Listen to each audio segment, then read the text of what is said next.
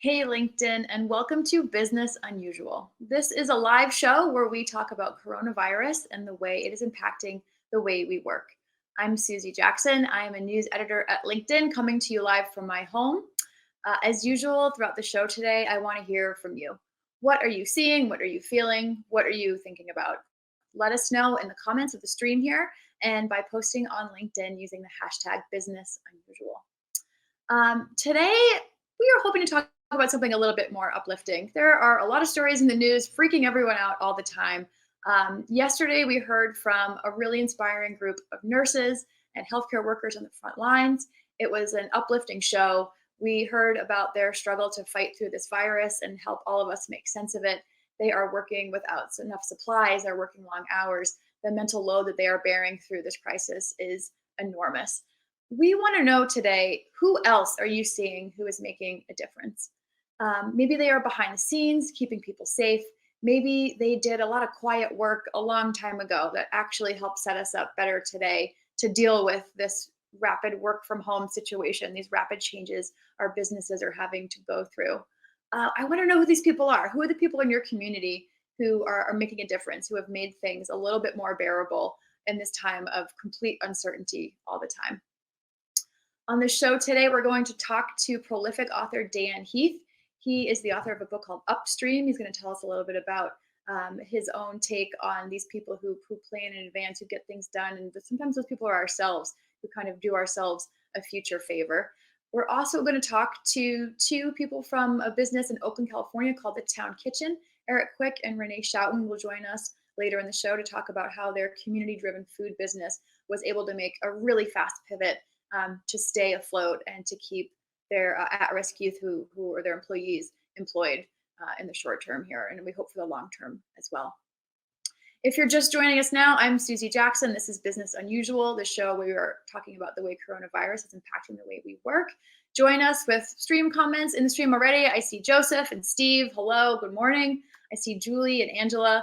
Thank you so much for joining us. Let us know throughout the broadcast here who your unsung heroes are. Share with each other.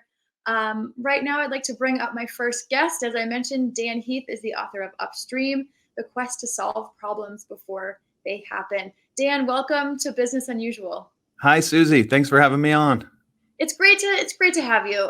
You came to LinkedIn the other day and you shared a post with the community that said, "Who are your unsung upstream heroes?" You got more than 200 responses. A lot of people said it was a real bright spot to be able to think about people who are helping during these crazy times.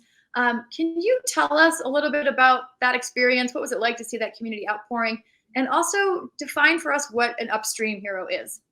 Absolutely. So I just released a book called Upstream that's about people who have learned to solve problems before they happen.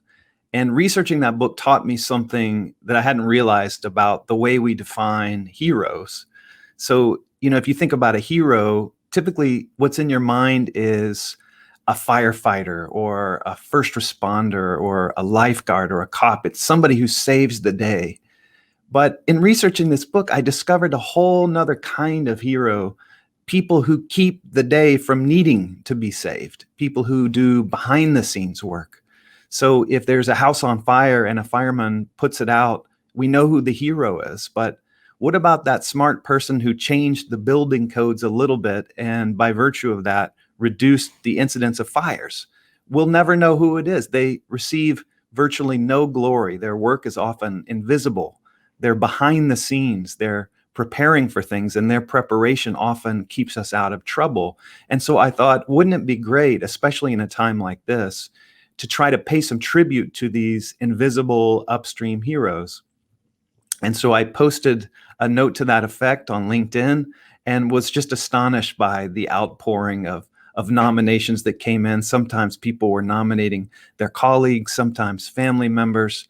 And I think over the course of the show, you will have a chance to share some of those responses with you. Yes, it really was a wonderful outpouring. We had people sharing their responses in text. We had people sharing response in videos. Right now, I would love to watch. We're going to watch a few of the videos, but I'd like to bring up the first one with 3 different people who took time to tell us who their unsung upstream heroes were.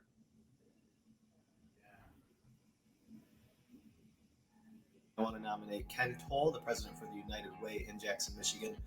Throughout this crisis, he has just stepped up in huge ways. He allowed us to put most of our families in local hotels so that we could get social distancing for people, which was just a huge blessing. And there's just countless other ways that in this short amount of time, he's just pulled people together. I would like to nominate all the men and women of the National Airspace System.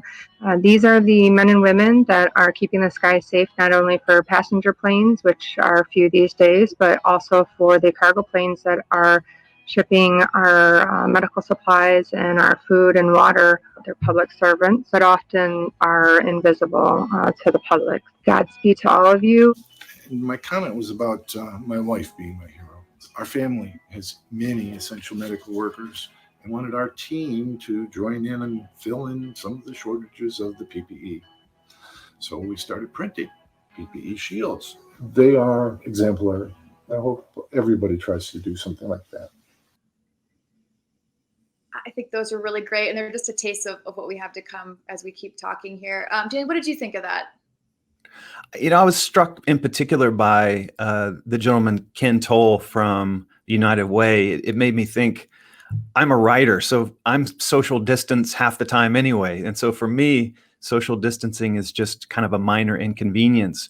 But thinking about, what would happen if you ran a shelter and you had a number of families in need that were sharing the same space, and you had to find a safe space for them to go, and how challenging it could be to figure out a way to keep those vulnerable families safe. So my hat's off to Ken and other people who are doing the work to figure out how to make social distancing practical in situations where it's very thorny. Yeah, and one thing, a detail I'd love to add is that Stephen, who did nominate Ken, went on to say that in their shelter population right now, they have a 3-day-old baby, 3 days Wow. old, and an 85-year-old person too. So those are people on either end of the high risk zone. And it is wonderful to see that there's a place that they can go and all these people can feel safe. So congrats to Ken. Alfred making personal protection equipment. He was 3D printing that in his own home, a family full of medical professionals. So that's a great way to both have your family on the front lines, but then also doing something yourself at home if you're not the kind of profession who can go out there and scrub in and be helping in the hospitals. Air traffic controllers, I thought that was a great one too. Yeah. That we hear a lot about the airline industry right now, and the planes being grounded and layoffs and whatnot. But then there are all those ancillary jobs that go around that industry as well. So remembering those people too, and not just passenger planes, as she said, but government, military, that kind of thing. Still keeping those people safe and that work organized. Yeah, it's a great point, and it helps us to clarify, whose role is essential. And the answer to that is not just the people that we see in hospitals and elsewhere on the front lines. It's also the people who support the people on the front lines. It's, as you said, the people that are helping planes to take off and land safely and keeping their airspace clear. And those are the kinds of invisible heroes that we're trying to surface today. Yep. And there are a couple of comments I wanted to bring in as well. So we have one that I'll bring up from Denise, and she wants to thank her colleagues, the employees of Thermo Fisher Scientific Lab, for developing and manufacturing one of the FDA-approved products to test for COVID-19. I think, Denise, we can all say thank you for that and keep it coming, as we know that tests are in high demand and short supply of the world over.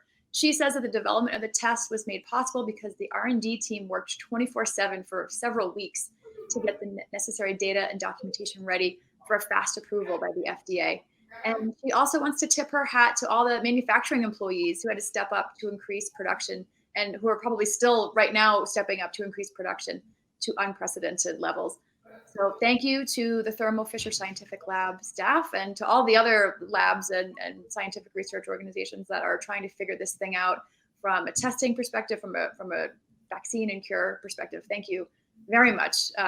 We thank you, the folks in the stream here. Thank you. We have some now. I'm going to call on, let's see, George. George says, my brother is a truck driver who delivers products, water, beer, nuts to the store. We have Yoon Hee, who says the unsung heroes, again, are driving, processing, getting things done. Julie wants to shout out to the ER physicians and nurses, the cafeteria employees, Kudos to them all, she says. Lori wants to thank her grocery store workers who are working without any protective gear whatsoever. Maybe Alfred could go print them some masks. I want to pull up another comment here from Magda.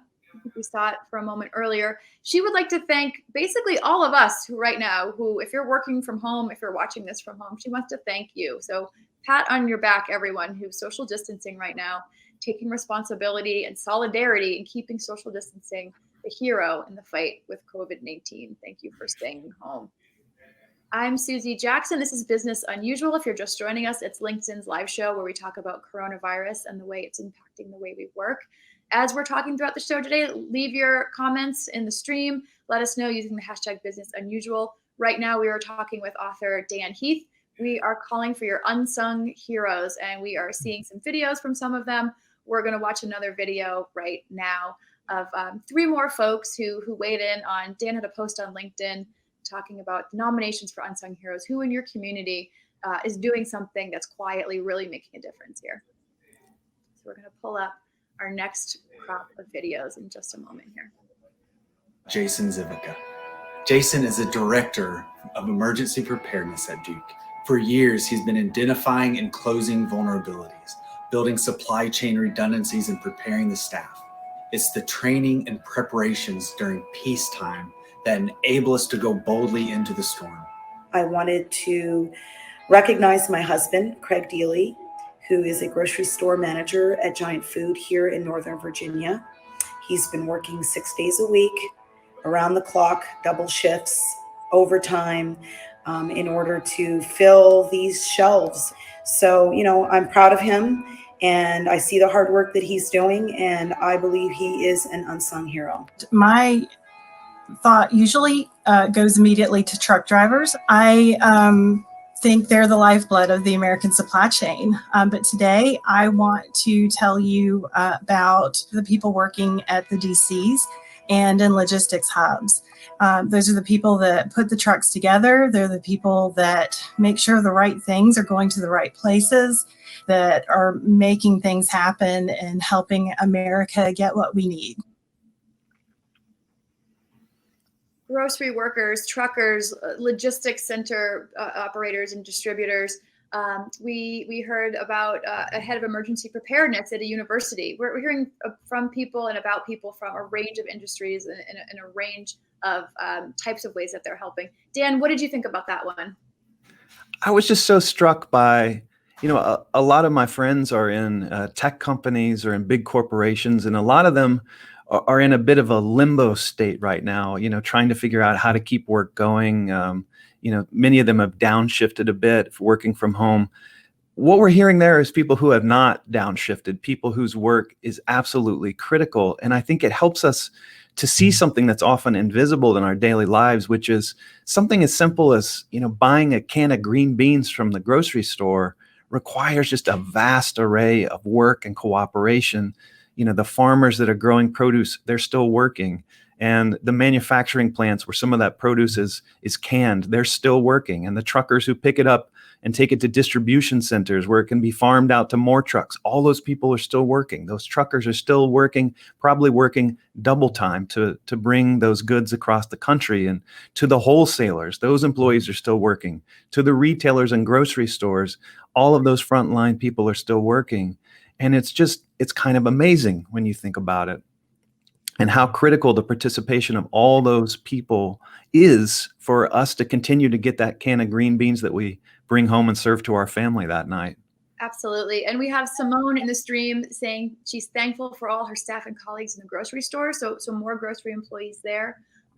We have a comment that I'm going to pull up from April, now that we're talking about grocery stores. We heard Sean being thanked, Sean here is who April is thanking. We heard a thank you to a grocery employee in the stream, and Sean is saying thank you. April is saying thank you to Sean. I'll get these names right because it's important. These are real people really helping us out here.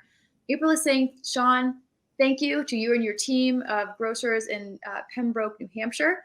Sean recently had heart surgery and has been working extra hours to make sure food is available, trucks are loaded, sent quickly out to the grocery stores. She calls him and his team the definition of invisible heroes. They are the people that are supplying us with food every single day. And that is so crucial right now. We are home. We are cooking at home. I'm sitting here in New York, where I happen to be around several grocery stores, smaller places, but they've been stocked, and it's amazing, because hearing people who are in different places, that's not always the case when they're going to buy their necessities. Some days they're stocked, some days they're not, because there's just been such runs on certain stores in certain areas. So thank you so much to those grocery workers, to the distribution folks getting them there, to the truckers. And speaking of truckers, actually, Jamie is our next comment that we're going to pull up and talk about. She talks about the truck drivers out there running product coast to coast, sometime with nowhere to safely stop and rest or be able to get a hot meal that day. So all of us ordering things on Amazon or Walmart, we see those two companies staffing up heavily in response to this. They are having trouble getting things out the door. Shipping times are longer. Truck drivers, thank you. Thank you for your role in getting us what we need when we can't go to get it ourselves. I'll tell you. Sorry, Dan, go ahead, please. Yeah, I'll tell you something that struck me in reviewing these nominations for Upstream Heroes is probably 3 of the top picks were truck drivers and frontline workers, people who work in grocery stores and fast food environments, and people who work in logistics. So I want you all to know, if there's someone in your family that has one of those important frontline roles, someone who's still going to work at the grocery store every day, somebody who is a trucker, just know that they are not taken for granted. Your fellow citizens notice. You can go into the comments and read for yourself. We're all deeply grateful for what you're doing right now. Absolutely. Dennis in the comments right now is saying thank you to all the custodians who are still cleaning and sanitizing all the buildings, all the offices, etc. Those are also people very quietly coming in, cleaning, disinfecting, making sure that we're all safe. Maybe they have protective gear, maybe they don't, but they are out there helping us every day.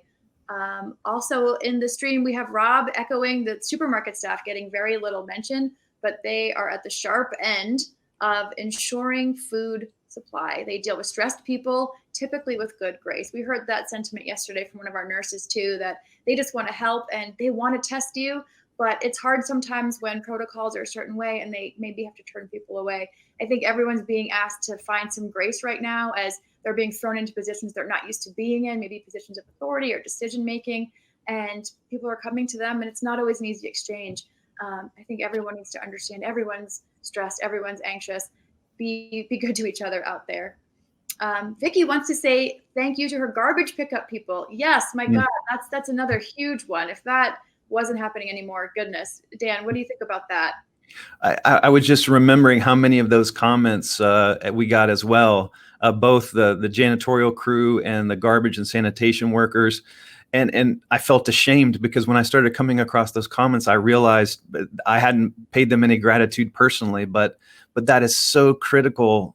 I mean, not only for our daily lives, but also for limiting the spread of this pandemic, that they keep coming to work and keep doing those difficult jobs. Absolutely. Absolutely. I would love now to show the third of our clips. We've got 3 more folks who came to LinkedIn to weigh in on your call for unsung heroes, and we're going to hear from them just as soon as we can get that clip up. This is SOS Meals on Wheels. They're making over 1,500 meals every day right now. The amazing people who have been up since the early hours, making food for all of the elders who are homebound. So all of these amazing folks have had to double their work. Kevin Curlin of Smoky Quartz Distillery. As a patriot and a community member, he stopped the production of his spirits, turned one of his production lines to be able to make hand sanitizer for free distribution to our community. It's our director of the Hilton Parma Emergency Food Shelf and her staff. The Food Shelf volunteer director and her volunteer staff do their best to make sure that those less fortunate in our community have their basic food needs met. Tina and her staff of volunteers are truly upstream heroes. That was another great trio. We saw someone thanking her Meals on Wheels staff. We saw a gentleman who has a distillery who is turning that into a hand sanitizer facility, producing just for his local community for absolutely free. And we saw Tina, who was too modest to mention her last name, but who is a volunteer director of a food pantry, and the rest of her staff are hustling to get people what they need. Dan, tell me, what are your thoughts on these three? Well, they say necessity is the mother of invention, and I think so many small businesses and organizations are struggling with what do we have to do to survive, and how can we contribute to the community in times like this. And so I was struck by that example of a distillery, changing over to produce hand sanitizer, which is urgently needed. And even in my home community I'm in Durham, North Carolina, and everywhere I look, there are small business owners trying to figure out, how do we keep going? How do we make enough money to keep employees on the payroll? I work in an office building where there's a hair salon, and the owner has been making product runs out to customers' homes to hand deliver shampoo or conditioner to keep some money coming in. And there's a coffee shop where they've started allowing customers to call ahead and just pull up to the curb on the street outside the shop, and they'll run out and hand your latte through the window just so they can honor the social distancing norms.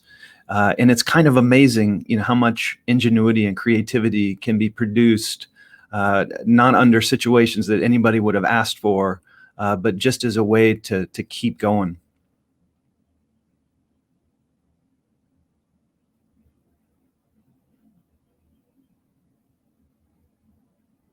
Susie, did we lose you?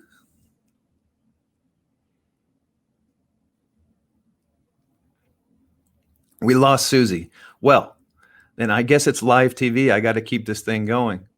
One of the things that struck me in the comments is just how much generosity can come out in a time like this, where it felt like people were really rediscovering, some of the valuable things that their fellow citizens do in their communities, paying attention to the janitor, paying attention to that clerk in the grocery store or in the gas station or in the convenience store that maybe you took for granted a month ago.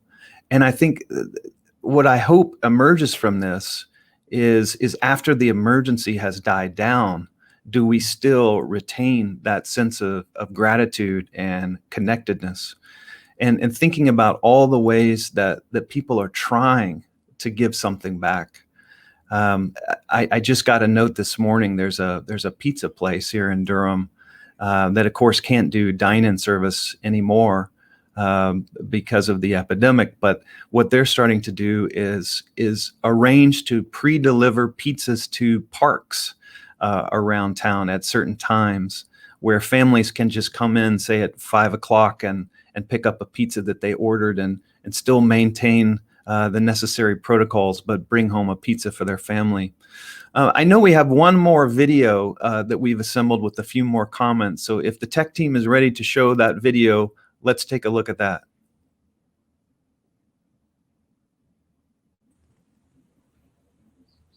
All right, I am back. I'm sorry I had some technical difficulties. Dan, catch me up. Where are we? What are you? Well, I think we were just about to tee up that third video, if that's ready. Okay, wonderful. This is live internet TV, folks. You just gotta roll with it. We might not have the third video, so hey, no, we'll wing it. I think we're doing a great job of winging it. I'm gonna let Dave do his thing. Dave is our producer who's working behind the scenes to bring up either that video, or if not that video, then our next comment from Maureen. We will see. Dan, thank you. So here we go. We have Maureen. Great. So Maureen is writing in to say thank you to Audrey Burns and Alyssa. They are teachers at the City Colleges of Chicago. She says that they have been working furiously to get instructors comfortable with technology tools and learning how to teach remotely. She thinks that they've helped teachers become prepared to go confidently, continue to teach. And besides that, they've found a way for teachers to lean on each other a little bit, to find some connection, interaction structures in their day as well. We've talked in the show and in the community at large about the stress of having to go remote learning, of parents having to become teachers, of teachers having to learn how to teach online to students at the moment's notice. But we haven't talked too much about the support that those teachers themselves might need in trying to figure out that situation on the fly. We have a comment from Gwendolyn that I think is a really nice one to be closing up this section on. She talks about this pandemic laying bare the inequality in our society. But on the bright side, it's also highlighting our common humanity. She talks about us all being in the same boat. The hole in my end of the boat is threatening your end of the boat. Whether that boat is glam, glitzy, gilded up or not, we're all in the same boat together. And she challenges us to say, what shall we do differently?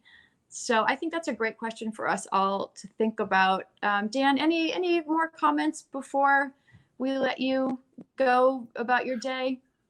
Well, I just want to say thanks to Gwendolyn for that comment. I think that was a great thought, well articulated, that, so often in this economy, we're taught that there are winners and losers, that some people can win and some people can lose, and that's just the way it is. And I think in a time like this, what a pandemic teaches us is, there are no winners and losers. There's no sense in which I can win and you can lose, that we all either thrive together or we wither together.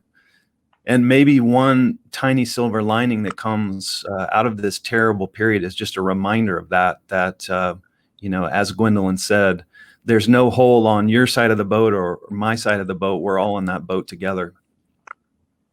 Well, Dan, thank you so much for joining us today. Thank you for thinking of Unsung Heroes and making that call on LinkedIn and providing a place where people could come together, both in your post and on the show, and talk about people who are really making a difference. Thank you. And thanks so much to all the commenters who wrote in nominating people.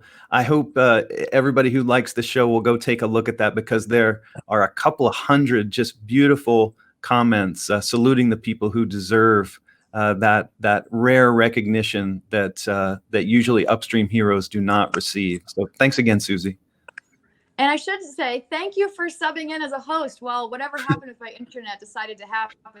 I'm coming back to you from my phone. So I can't wait to actually go rewatch this and see what a great job you did hosting solo. It wasn't pretty, Susie. I don't think I passed the audition, but we do our best in these fraught times. When I re-roll the tape, I'll make the final decision. But for now, you've got the job. Thank you so much. All right. Thanks again. Great.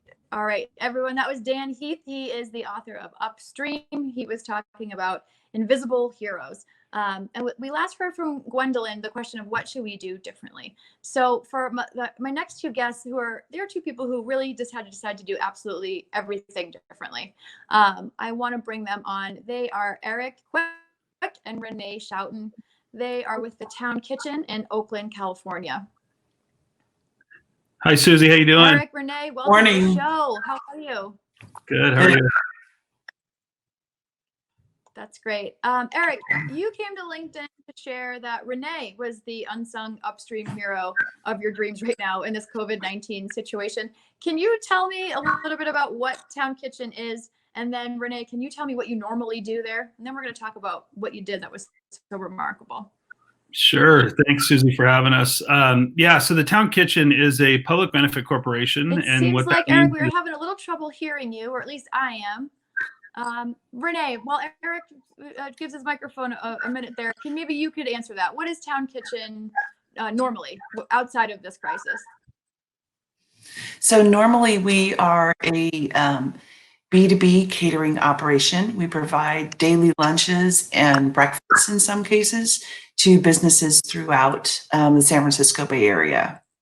And we do that 5 days a week. We also do catering events and that kind of thing for large events. And our mission is to uplift and employ the youth, at-risk youth in the Bay Area. And so our employees come from backgrounds of foster care or reentry. And so we're teaching them all aspects of business in everything from culinary skills to logistics and operations. And I've even had some folks that were interested in interning for sales. That's great. And Eric, let's just give your mic a test. Are you back with us? Yep, I'm here. I still can't hear you, Eric. I'm so sorry. It could be that I am calling you from my cell phone now instead of my computer because my internet has completely crashed. Got it. Well, we appreciate it. or it could be that you are these two. Dave, maybe you can tell me if everyone else can hear Eric, put off right now. All right, I'm that everyone cannot hear Eric. So Eric, maybe you could give a refresh to the stream and then come back in and join us in a moment. And in the meantime, I'm going to ask Renee about what has been happening to your particular business in the last couple of weeks. Sure. So about 2 weeks ago, Eric gave me a call on a Friday afternoon and said, what do you think about this idea where we take our B2B catering and turn it into home delivery? So miraculously, within 1 week, we got that entire business up and running. We have a great team of folks that we work with every day that are single-mindedly focused on our mission and the youth that we serve. And so within 1 week, we got our website launched. We had products come in that we could use for home delivery. Specifically, folks need now that there's shortages in the grocery stores, at Costco, and the long lines, and keep social distancing in mind. And kind of the impetus for this was we knew that retail had gone up about 30% in sales, but food service suppliers had gone down about 30 to 40%. And so we knew we had access to those supply chains. And so we put out calls and were able to bring in product and quickly turn over our team into home delivery. So every one of our people we have kept employed full time. And when there's not opportunity for delivering and that kind of things, we've also instituted TTK University, where they have further opportunities to upgrade their knowledge just in terms of the business, also financial questions and learnings that they might need, as well as, let's see, health and wellness. We've covered a lot of topics throughout TTK University, and through that, they actually earn hours as well. That's great. It's amazing that in such a short time, you were able to change things around so rapidly to keep 45 people employed, 45 people who otherwise might be in kind of some tough situations. I just got a text from a friend, because that's the only thing that is functioning in my hardware right now is my phone, that we can actually hear Eric. So I've got to figure out a way to ask him a question. And then Eric, if you're going to come back in, maybe when you're done giving your eloquent answer, you could give me a thumbs up, because I'm not going to be able to hear you per chance. I want to know, why did you nominate Renee? What has she done to your unsung hero throughout this situation? Yeah, I think the great example is she just did it. I can hear right? you. Great. She just Keep did going. it.